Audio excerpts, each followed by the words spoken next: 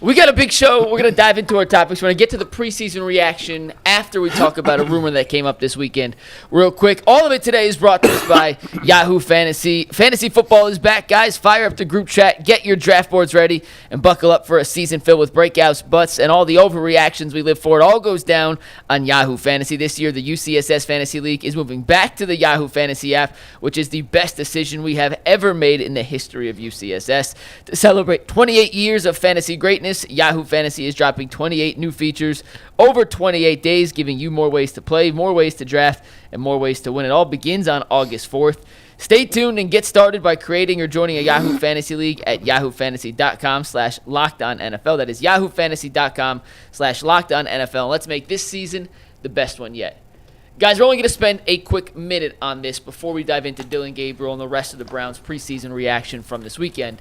But there was a report that came out yesterday. Jordan Schultz, Diana Rossini. Wait, are we not doing the Isaiah Bond thing at all? We're going to mention that. We're going to get to that in a little bit. Okay. We did that a lot on Friday. But we're going to start I know, but it was the rumor. It's confirmed now. Yes, that's not the rumor I'm talking about, though. Okay. The rumor I'm talking about was that the Bengals are now officially listening to trade offers for Trey Hendrickson. And according to Jordan Schultz, some of the teams that reached out include the Panthers, the Colts, and the Cleveland Browns. G. Bush. This is 99.9% chance just an agent trying to stir up some interest by mentioning the Browns here. But for the sake of a legitimate discussion,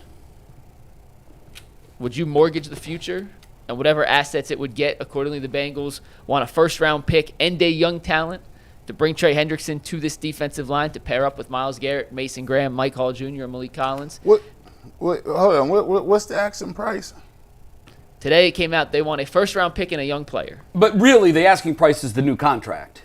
And obviously you have to give Trey Hendrickson a new contract. Yeah. But the Bengals want a first-round pick and a young player. Man, they tripping. Listen, look, I like Trey Hendrickson. I think he's when you talk about his skill set, I think he's right underneath like guys. I got guys like Myles Garrett and T.J. Watt Right. and Micah Parsons. And then there's a second tier guys. There's like Trey Hendrickson. Max Crosby is I think Max Crosby is a little bit better than Trey Hendrickson. But I got him. I would say, is he a top 10 pass rusher? Yes. Here's the problem. If you want a first overall pick, like, okay, that's cool. But the thing is, I got to give up a number one. I got to give him a contract. And you want another player. And so for the Browns, if the Browns believe that Alex Wright and McGuire look good, JTS is a former first-round pick. He looked good in last game. So if you're looking at it from a perspective like, hey, we can see if we got something in one of these other guys. We already got Myles Garrett. We have already invested a lot in second-round pick in Mike Hall Jr. We've invested with Mason Graham. Like, are you going to invest another first-round pick on another defensive end? Nah, they're not going to do that. And you want a young guy? No.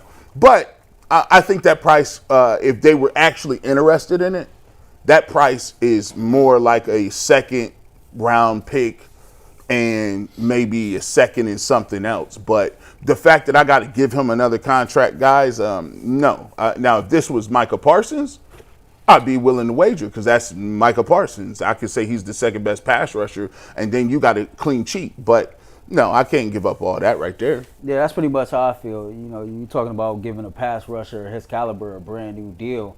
Anytime that you trading for a player that you got to pay, I can't give you a first-round pick at all. I'll give you a second-round pick to start with, and then I'll kind of go through my talent pool and see what other younger players that I have. But that's the only way I make that type of move. I think Trey Hendrickson is one of the more productive pass rushers in the NFL, and he's been one of the more consistent productive pass rushers in the NFL over the last 4 seasons. But first-round pick for an organization and a team that still got other fish to fry, still got other positions that they need to figure out and make sure that they set on.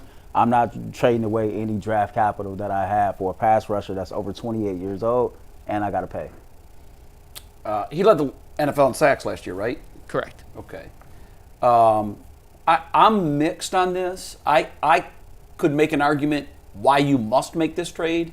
I can also make an argument why you shouldn't make this trade. I'll start with why you shouldn't.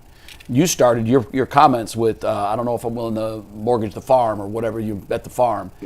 We've given away the farm recently. How'd that work for us? Like, now granted, that was 3 first rounds, along with 3 other high picks. You raided and depleted your future draft resources for a guy that you thought was going to take you to a Super Bowl. This guy hasn't been able to stay healthy. When he was healthy, he couldn't perform. So it blew up in your face. I would imagine, guys, that if I'm in the front office, I'm a little gun shy at doing another deal where you're giving away first-round picks. Yeah. That's tough. Especially when you did what you did to get the second first round. Exactly. Right. So, on the other hand, why you should make this deal, just close your eyes for a second and start to envision what a Trey Hendrickson, Myles Garrett, Mason Graham, Mike Hall, defensive front with stalwarts to bring in waves like the Eagles do. Imagine what that looks like. Crazy. Crazy. It's crazy. Now, more evidence why you shouldn't do it.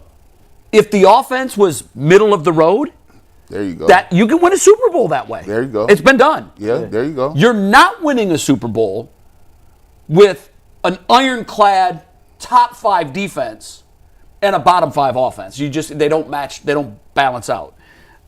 So for that reason, I would be inclined to pass on this one. The other thing too, and I know Mike said this in the setup, there's a 0.1% chance this would happen. Bengals are not trading that dude inside the division. He won't wear a Ravens jersey. He won't wear a Steelers jersey. That's just not going to happen. Yeah, and I don't think the Browns and Bengals since Paul Brown, I don't think they've ever made a deal. Has there ever been a deal between? The only deal that they ever made, I saw this on Twitter this morning, was the one that got The Hugh Jackson thing. the Hugh Jackson fax machine mess up. They have not made a.